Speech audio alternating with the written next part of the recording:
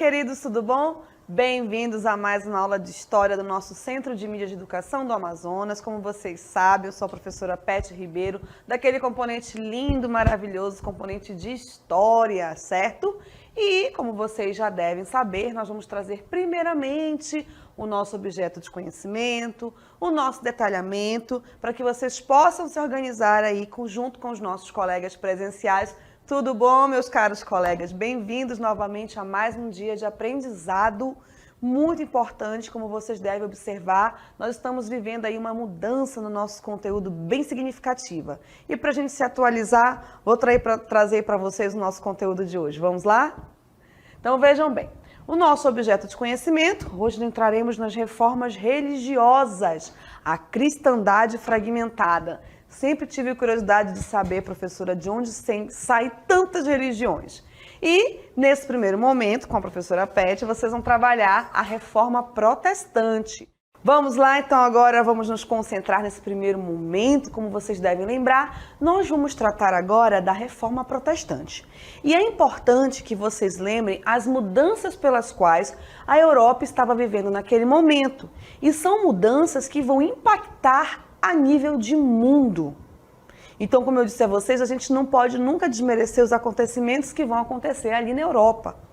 E é importante que vocês lembrem que está havendo uma transição, lembram dela? A Idade Média para a Idade Moderna. Aí vocês já viram a ideia do renascimento, artístico, cultural, literário, o antropocentrismo, como o professor Artemison muito bem colocou ontem, sem desligar-se da ideia de Deus.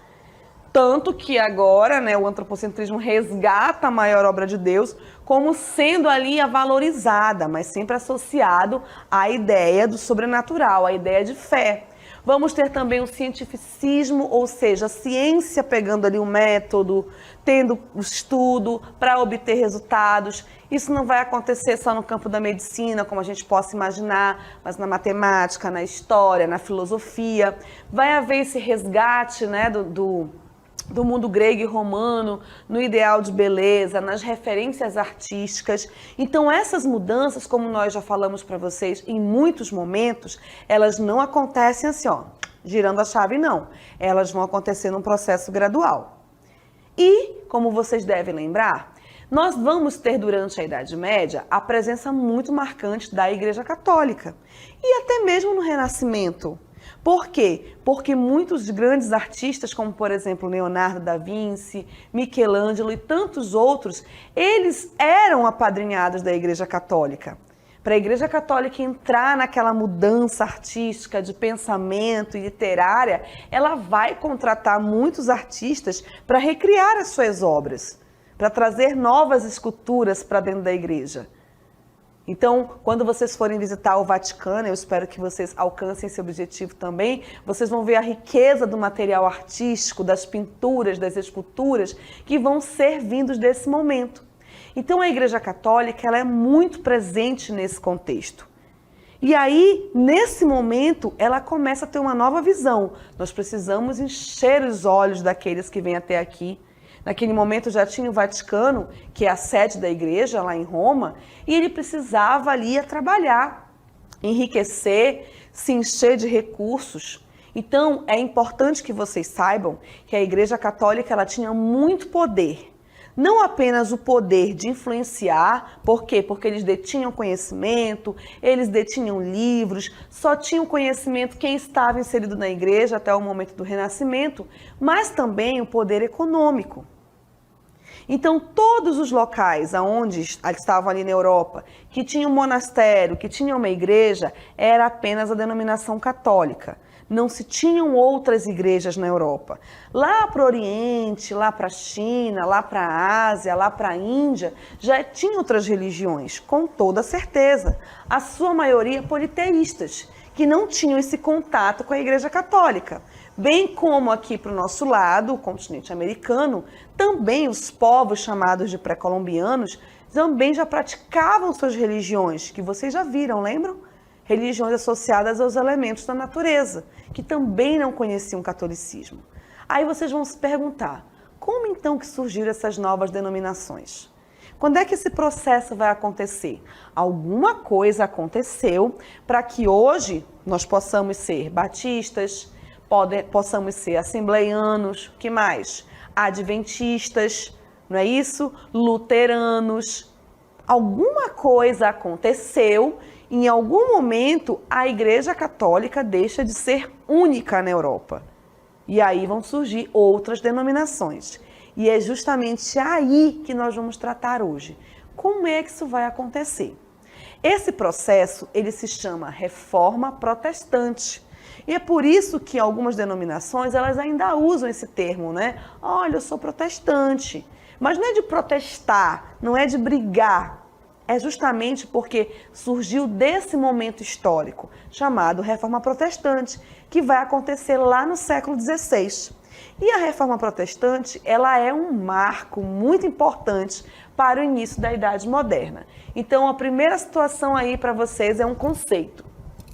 Foi uma revolução religiosa ocorrida no século XVI, fomentado por razões, vou grifar, muito importante isso aqui para vocês, vamos lá.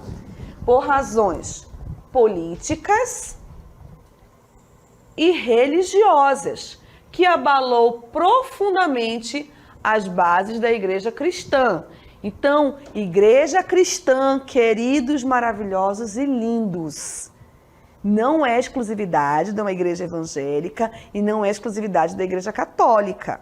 Igreja cristã é aquela que segue a Cristo, tá bom? Então, tua igreja tem a figura de Jesus Cristo como importante, né? A figura central é cristã, tá bom? Então, a primeira coisa é essa. Então, a Reforma Protestante, olha aí como vai acontecer, lá olha o conceito aí para vocês que eu grifei. Ela tem motivos políticos, não, lá a primeira imagem para eles. Motivos políticos e religiosos. Políticos por quê? Porque a Igreja Católica, ela detinha o poder, gente.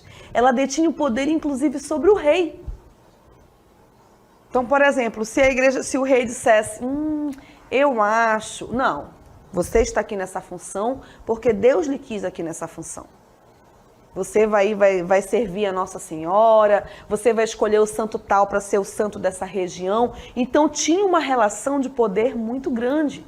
E como as celebrações elas eram feitas em latim, exclusivamente pelos padres, que eram as pessoas que tinham, né, um conhecimento mais profundo, que tinham acesso aos livros, à literatura, isso é também um poder político. Quando a gente pensa em poder político, a gente não tem que pensar só em partidos políticos, não. Poder político é aquele que está acima dos outros também. E a questão religiosa, o que isso quer dizer? Que algumas pessoas dentro da Igreja Católica estavam incomodadas com algumas colocações em relação às práticas religiosas. Tá? Então, muito cuidado aí no que nós vamos ver a partir de agora. Olha o que eu trouxe para vocês aí sobre conceito. Um breve histórico. Naquele período, o principal conflito aconteceu entre a Igreja e o Estado monárquico, ou seja, aquela figura do rei lá, imponente, né? Aquela questão de quem tem mais poder, a Igreja ou o rei? O rei ou a Igreja? Então, como forma de garantir o direito divino dos reis, os governantes cobiçavam o poder espiritual, ou seja, a Igreja meio que pisou no pé dela. Por quê? Porque foi ela que disse assim, olha, rei, você é rei porque Deus lhe colocou nessa função. Você é escolhido desde muitos e muitos e muitos anos, então você veio aqui, ó, ser rei por conta da sua, né? Deus decidiu, o seu filho vai ser rei. Aí o que aconteceu? Esse rei disse, nossa, meu poder é muito grande mesmo, então eu vou também usar o meu poder espiritual, né? Então eu vou usar o poder ideológico. Só que quem é que controlava o poder espiritual e ideológico? Olha o que diz o texto, é o final dele. E ideológicos pertencente à Igreja e ao Papa, além de desejarem cobrar tributos feudais. A burguesia também começou a incomodar-se com alguns ideais do catolicismo. Então vejam bem, temos uma situação aí. Está todo mundo muito envolvido na questão espiritual, né? Quem tem mais poder religioso, quem não tem, e está todo mundo muito envolvido na questão financeira. Por quê? Adivinha quem é que tinha mais dinheiro? Tem a burguesia aí ascendendo, tem o rei, mas quem continuava sendo a dona do bambambam, do cacau, como a gente diz, né? Do cascalho. Quem é que fazia isso? Era a Igreja Católica, gente. Ela continuava tendo um mundo de dinheiro, né? Então a gente consegue observar que ela dominava essa questão financeira, entendeu? Ela tinha ali o poder sobre o rei. Olha, você é rei porque Deus quis assim. E ela tinha dinheiro. E aí o que acontece? Fica complicado, né? A burguesia ali, a igreja cobrando imposto, o rei cobrando imposto e a burguesia enriquecendo, o negócio foi ficando feio. E aí surgiu esse termo aqui que vocês estão vendo, ó, a usura, que era o empréstimo com juros. Mano, se tem um negócio ruim é juro. Não importa. Tu leu juro, pode ter certeza. Pergunte seu pai da sua mãe em casa. É treta. Era considerado um pecado pela igreja. Olha aí, o burguês lá no burguzinho dele, aqui ó, dizia, vou vender aqui esse alquê de farinha. Alquê? Esse alquê de farinha. Aí eu vou cobrar juro, né? Porque é um trabalhão para solver, para plantar. A igreja dizia, não, gente, eles vão cobrar juros em cima disso. Por que a igreja fazia isso? Porque aí a burguesia podia crescer mais. E a igreja não queria perder este poder. Entenderam? E ela começou a questionar. Então não era só uma questão religiosa, não era só uma questão de fé. Também estava inserida a questão financeira nesse problema. Tá bom? No campo religioso, olha o que diz aí. A contestação da Igreja Católica era uma prática que vinha acontecendo desde meados da Idade Média. Esses movimentos religiosos questionavam a falta de moralidade, o abuso do poder, a avareza, a corrupção e todo tipo de desvio comuns na Igreja Católica. Agora, olhem aqui para a professora que a coisa ficou um pouco séria. Como nós já devemos saber, a história, a vida, ela é feita por pessoas, por seres humanos. E nem todo ser humano, ele é bom. Às vezes ele nasce bom, mas se corrompe. Às vezes ele já nasce ali com uma índole que é um pouquinho suspeita. Não vale a nós julgarmos. Só que quando essa pessoa ela entra para o campo religioso, o que você acredita? Que ela é boa o tempo todo, certo? Só que aí vem a questão do poder, do dinheiro. E o que vai acontecer? A Igreja Católica começou a ver isso com muita força. Então, muitas pessoas, não era Deus, tá? Não era Jesus, jamais. Mas muitas pessoas que estavam dentro da igreja começaram a usar da má fé, como nós falamos nesse momento. Ou seja, olha, tem aqui uns ossinhos de galinha, pegava um mapa, vou vender aqui um pedaço para vocês no céu. Gente, a gente sabe que isso não tem cabimento. Aí vocês devem estar rindo aí, dizendo, nossa, professora, como que as pessoas acreditavam nisso? Queridos, a única forma de verdade que as pessoas viam, assim, os mais humildes, era a igreja. Então, por exemplo, se o rei dissesse uma palavra e o papa dissesse outra, adivinha em quem eles iam acreditar? No papa. Por quê? Porque ele usava Deus, gente. Deus é o cara, ele está acima de tudo ali. Eu vou duvidar dele? Não. Quem é que representa Deus na terra? Não era a igreja? Era. Então, se a igreja mandar eu vender tudo aqui e entregar lá para o Vaticano para fazer a Capela Sistina, eu vou entregar? Vou. E foi isso que aconteceu. Tanto que a Capela Sistina, né, ali no Vaticano, ela é fruto desse momento. Dessas indulgências que eram cobradas. Se chamavam indulgências, tá? Mas eu vou explicar para vocês bem bonitinho mais lá para frente. Então, o que acontece? Começa a haver um conflito. Muitas pessoas lá dentro da própria igreja que estudavam, que eram padres, que eram monges, eles vão começar a dizer, não, gente, espera lá, não é assim. E por que as pessoas lá de dentro começaram a se incomodar? Essa vocês já sabem. Porque o acesso à informação, o acesso à leitura, ele estava dentro da igreja. E adivinha onde estavam todas as Bíblias? Dentro da igreja. Lá na celebração, hoje você vai com a sua Bíblia, né? O padre lê a Bíblia, você tem acesso à Bíblia, a ler na nossa língua portuguesa, mas naquele momento não, gente. Ela era apenas em latim e lida apenas pelo celebrante. Sei lá, de repente, aquele cara não tinha realmente Deus no coração e mentia um trecho da Bíblia. E aí, como é que vão saber se era verdade ou não? Não é isso? Bom, nós vamos ter o que nós consideramos os primeiros reformadores, que são as pessoas que vão começar bem antes de Lutero, porque eu sei que alguém já pensou aí, opa, Lutero, né? Já ouviu o nome dele aqui. Mas antes dele já existiram outros. Vamos lá então? O primeiro deles é o John Wycliffe. Ele aí viveu entre 1320 e 1384. Era inglês e se formou em teologia pela Universidade de Oxford. Desde os tempos de estudante, dirigia críticas ao clero. Olha aí, e ele estava estudando aí no 7º ano e já dizia, não é assim não. Sobretudo com relação à falta de instrução dos sacerdotes. Olha, esse ponto é importante, professora. Por quê? Porque até então, eu achava que o sacerdote ele era o cara que tinha acesso ao conhecimento. Olha aqui para a prof novamente. Uma coisa é eu ter acesso ao conhecimento. Outra coisa é eu fazer um bom uso desse conhecimento. E muitas pessoas não tinham talento. Por exemplo, eu acredito que eu tenho um talento para estar aqui. O Artemison também está aqui comigo, eu acredito. Então, quando vocês forem escolher a profissão de vocês, hoje nós podemos ver que nós temos talento. Nós conseguimos nos observar. Eu desenho bem, poxa, eu calculo bem. Mas lá no século XIV, o que acontecia? Quem era o órgão mais importante? A igreja. Se eu não nascia nobre, eu queria ser o quê? Da igreja. Eu queria ser padre, eu queria ser monge, sem talento nenhum. Mas eu queria estar lá. Por quê? Porque era lá que estavam as pessoas mais importantes. Consegue entender? Tenho certeza que sim. Vamos lá então continuar? O outro reformador é John Huss. Ele viveu entre 1369 e 1415. Era discípulo e seguidor de Wycliffe.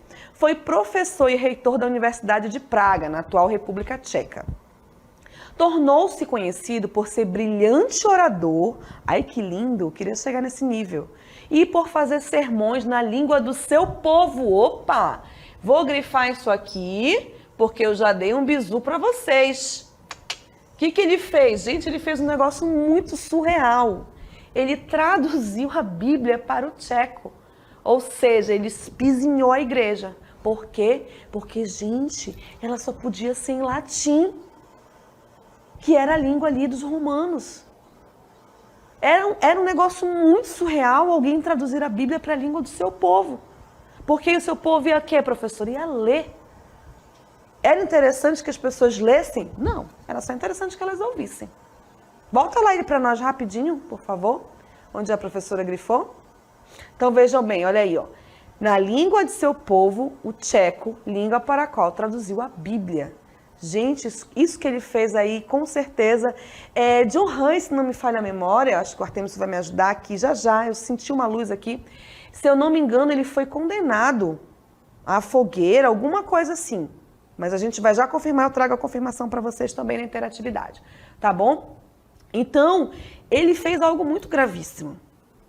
Então, antes de nós entrarmos na ideia de reforma, é preciso entender que essas duas figuras, tá, que estavam lá inseridas, estavam incomodadas com algumas coisas que já aconteciam. E aí nós vamos ter propriamente a nossa reforma protestante. Trouxe um conceito para vocês. Olhe lá. A reforma protestante foi iniciada por Martinho Lutero, que viveu entre 1483 e 1546. Era um monge agostiniano alemão e professor da Universidade de Wittenberg. Crítico, negava algumas práticas apregoadas pela igreja. Então eu trouxe para vocês aqui o cara, Martinho Lutero, gente. Martinho Lutero, ele teve uma vida religiosa muito aplicada, muito eficaz. E aí ele começou a se incomodar, porque ele lia a Bíblia, ele conhecia a Bíblia, ele estudava. A vida dele era movida por essa fé. E de repente, quando ele começa a observar que o que a igreja praticava, das portas da igreja para fora e até mesmo para dentro, não era o que estava na Bíblia, ele começou a se incomodar. Ele começou a observar e dizer, não, tem alguma coisa de errado aí. E uma coisa em especial incomodou bastante. Vou trazer para vocês aí o conceito. A igreja vendia papéis, que eram chamados de indulgências, né? Já citei essa palavrinha aqui para vocês logo cedo. E uma vez obtidas, o comprador ganhava desde a diminuição do seu sofrimento, vou grifar, porque isso aqui também é chocante. e, né, no purgatório pós-morte, até a absolvição absoluta dos seus pecados, gente. Vejam aqui com a professora rapidamente. Desde quando que eu posso me salvar comprando? O que a Bíblia, que graças, né, a Lutero também, inclusive, todo mundo tem acesso hoje. Lá está dizendo que tu vai comprar teu lugar no céu? Ou lá está dizendo que são tuas boas ações que vão te fazer ganhar o céu? Dentro da visão cristã, tá? Que de repente pode ter outro colega que pratica outra atividade religiosa, candomblé, umbanda, não tem problema, a gente vai chegar nessa aula também, pode ter certeza, tá bom? Mas todas, elas têm como isso. Nós vamos chegar a esse local através das nossas práticas, das nossas boas ações. Mas olha o objetivo aqui das indulgências. Isso aqui, gente, é um pedacinho, é um trechinho do que é ali o Vaticano. Então, toda essa riqueza, né, estou trazendo só essa representação, mas todas as igrejas, elas tinham essa opulência, elas tinham essa riqueza, que era justamente essa visão de estar ali algo muito inalcançável. E o que Martinho queria era trazer isso ao local alcançável. Porque vocês imaginem, né, chegar ali um camponês, uma pessoa mais pobre, mais humilde, olha como ela se sentiria, qual é a ideia da igreja? Que ela se sinta pequena diante disso. E já Martinho dizia assim, não, gente, elas têm que se sentir próximas de Deus, não longe. Não é vendendo papel para comprar um lugar no céu. Ninguém compra a sua salvação com dinheiro. Você compra com boas ações. E não sou eu, Lutero, que estou dizendo isso. É a Bíblia.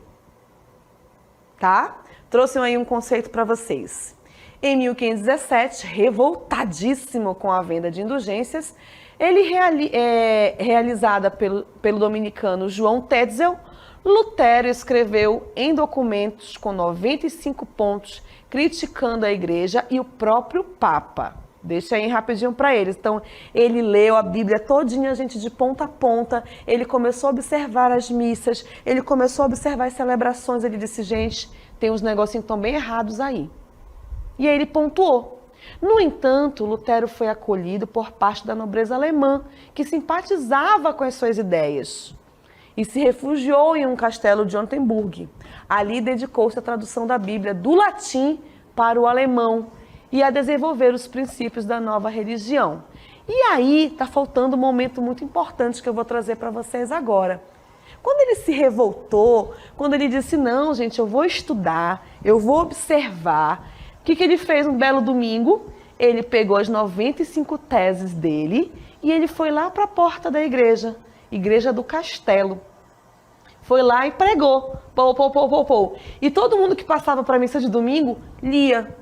Em alemão, obviamente, né, a sua língua, e começou a observar. Gente, ele começou a pontuar a atitude da igreja e referências bíblicas. E isso foi no dia 31 de outubro de 1517, que é considerado o dia da Reforma Protestante. Então ele ficou revoltadíssimo com isso. Né? Ele chegou no nível, não, eu vou lá na porta da igreja, por quê? Porque era domingo, as pessoas iam à missa. Por isso que ele fez isso. E a partir daqui, ele começa a ser perseguido, que é o que eu mostrei para vocês ali na frente. Mas aí, muitas famílias da nobreza alemã concordavam com ele. Por quê? Porque também se observava, que eu já falei para vocês, que a igreja estava muito de olho na questão financeira. E a burguesia, né, obviamente, já estava sem paciência para a igreja. Tá bom? As ideias de Lutero não ficaram só pregadas nessa porta da igreja do castelo. Elas foram muito mais além. Elas ultrapassaram o território alemão, que é o que nós vamos ver agora. Temos em seguida a Reforma Protestante, a Reforma de Calvino, ou a Reforma Calvinista. Na França e na Holanda, os princípios de Lutero foram ampliados por João Calvino, que viveu entre os anos de 1509 a 1564. Esse homem aí, com o rosto mais alongado, ele também tinha muitas observações com a Igreja Católica, né? Ali na França e na Holanda. Calvino, como vocês podem ver na próxima parte do texto, olha aí, ele pertencia à burguesia e influenciado pelo humanismo, olha como o professor Temison deu a dica legal, né? O humanismo vai estar ali inserido nessas mudanças e pelas teses luteranas, Calvino converteu-se em ardente defensor das novas ideias. Para Calvino, olha a teoria dele, a salvação não dependia dos fiéis e sim de Deus, que escolhia as pessoas que deveriam ser salvas. Que lá, no caso do calvinismo, é a doutrina da predestinação. O calvinismo expandiu-se rapidamente por toda a Europa. Por quê? Porque a região em que ele estava era uma região voltada ali para a economia. O calvinismo expandiu-se, né? E mais do que o luteranismo, inclusive. E atingiu os Países Baixos e a Dinamarca, além da Escócia, cujos seguidores foram chamados de presbiterianos. Essa palavra eu conheço, não é? Olha o fulano, ele era da igreja presbiteriana. E aí lá na França os huguenotes e na Inglaterra eram chamados de puritanos. E fiquem ligados aí nesses ingleses puritanos, que eles vão mudar muito também a nossa realidade. Então o Calvino, ele começa essa nova ideia. É Lutero que vai dar o boom inicial, mas era só o que estava faltando. Quando Lutero traduz a Bíblia para o alemão, aí começam as traduções. Começa essa expansão, tá bom? Então Calvino tem ali a doutrina da predestinação. Mas as reformas não pararam por aí, não. Vamos ter mais no século XVI. Reforma anglicana. Olha aí. Ficou conhecida pelo nome de Reforma Anglicana a decisão do rei Henrique VIII de mudar a religião oficial do país, tornando uma igreja criada especialmente para tal propósito. Veja bem, deixa eu falar uma coisinha para vocês. O Henrique, esse homem que está aí, ele tinha uma situação. Ele queria se divorciar da sua esposa, Catarina de Aragão, que era muito católica, era espanhola, então os católicos espanhóis eram bem fervorosos. Mas não era só isso, gente. Quem é que controlava o comércio, assim propriamente? Quem é que controlava a mente das pessoas? Quem é que dizia que o rei estava naquela função escolhida por Deus? Era a Igreja Católica. Então, o Henrique, além, claro, de querer se casar com outra mulher, ele se aproveitou do momento porque ele também queria se libertar da Igreja Católica. E aí o que ele fez? Olha o que diz o restante do texto. Com ritos similares ao do catolicismo, mas que teria como chefe supremo o monarca inglês no lugar do Papa. Bingo! Vou grifar para vocês aqui. Olha o que ele queria. Se tinha alguém... Vou voltar, tá? Pronto. Se tinha alguém que mandava em todo o mingau, era o Papa. O Papa era a representação de Deus na Terra. O Henrique VIII pensou o seguinte: quero me casar com outra pessoa. Essa outra pessoa já tinha ali um conhecimento sobre o luteranismo, que era Ana Bolena naquele momento. Catarina de Aragão, coitada, ela era gente boa, católica, fervorosa. Só que a Igreja Católica, ela estava muito, muito determinada a ter controle sobre os países. E o Henrique VIII, ele estava muito disposto a dar uma independência maior à Inglaterra. Então ele causa ali uma situação, tá, para se divorciar, e detém um detalhe: o divórcio não era permitido na Igreja Católica. E aí ele acaba tirando Catarina de Aragão ali da convivência com as pessoas e a isola no convento. Ela morre ali no convento.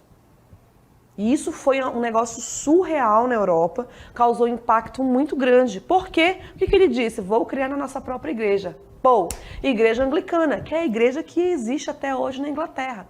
Por quê? Porque o rei que era católico, ele obedecia a Roma. Henrique não queria aquela situação. Então ele cria uma própria igreja, a anglicana, que agora é a igreja oficial de todo o território inglês. E quem é que manda na igreja anglicana? Não é mais o Papa, é o próprio rei. Quem era o rei? Henrique VIII. A Igreja Católica vai mandar aqui em mim na Inglaterra? Alô? Não vai não. Então a chefe da igreja anglicana hoje é a Rainha Elizabeth II, gente. Ela que está lá, não é o Papa não.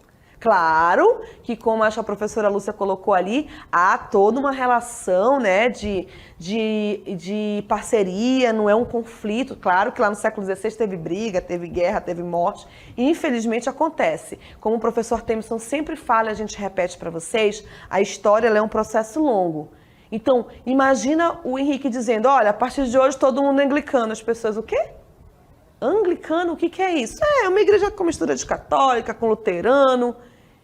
É fácil mudar no papel, mas e na cabeça das pessoas? Como é que fica? Não é conflituoso? É extremamente conflituoso. não é? É como se de repente você ali cresceu ali naquela igreja evangélica e de repente, bum, você é obrigado a se tornar católico. Ou você cresceu numa igreja católica e de repente, bum, você é obrigado a se tornar evangélico.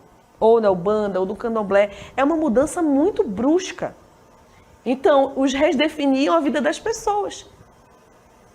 E era muito comum que as pessoas que não concordassem com as religiões dos seus reis fossem perseguidas e mortas, gente. Por quê? Porque a ideia era obediência.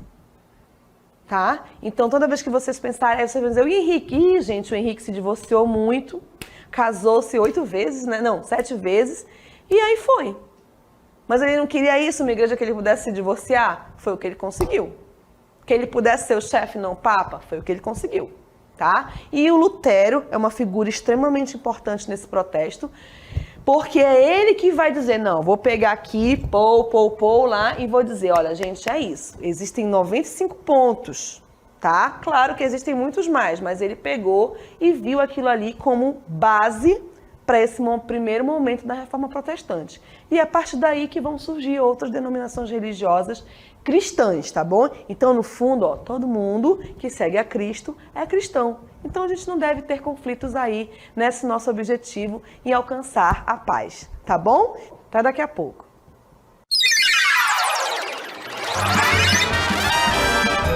A sua aula continua no próximo vídeo.